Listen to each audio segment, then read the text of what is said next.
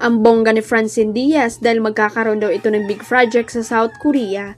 Lumabas sa iba't ibang social media platform ang pagkakaroon ng aktres ng proyekto sa South Korea, kaya andun ito ngayon at hindi agad umuwi sa Pilipinas pagkatapos ng ASAF Vancouver. Ayon pa sa chika, malaking proyekto raw ang nakatakdang gawin ni Francine sa South Korea. Lumabas kasi ang balita matapos mapansin ng mga netizen na sulong umuwi ng Pilipinas ang kalabting niyang si Seth Fidelin. Noong una, inisip ng ibang netizen na baka hindi lang sila sabay ng flight, pero last week pa lang ay nasulat ng abantes na mananatili muna si Francine sa South Korea pagkagaling niya ng Vancouver, Canada. Samantala, masaya at excited naman ang kanyang fans sa international achievement na ito ni Francine. Whatever amazing project awaits you in Korea, whether it is a collab or something new, I'm so proud of you always, Jin.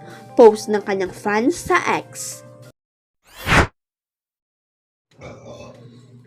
Nakakabastos na raw kaya nagsalita na ang kapuso aktres na si Jillian Ward tungkol sa malilisyosong chika sa kanila ni dating Ilocosur Golf Chavit Singson.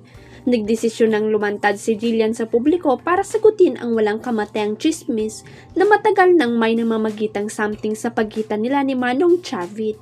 Sa episode ng Fast Talk with Boy Abonda noong October 21, sinabi ni Jillian na nagsimula ang issue sa kanila ng dating gobernador noong 16 years old pa lang siya.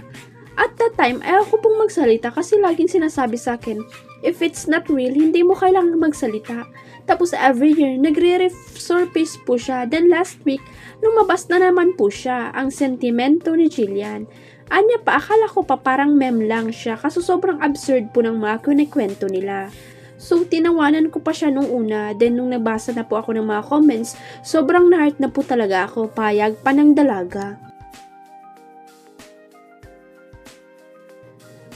So, it took me 4 years to speak up about it. Yung pinaka-turning point din po sa akin is yung family ko, binabastos na rin po, especially my mom. So, sabi ko enough na po, pagbabagi pa ni Jillian.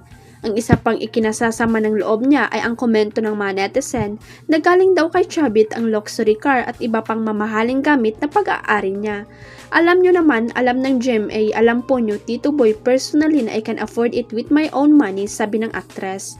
Never pa raw niyang nakita sa personal si Chavit, so hindi ko po talaga alam paano nila nagawa-gawa lahat ng to kasi never ko po talaga siyang na-meet, never ko po siyang nakausap.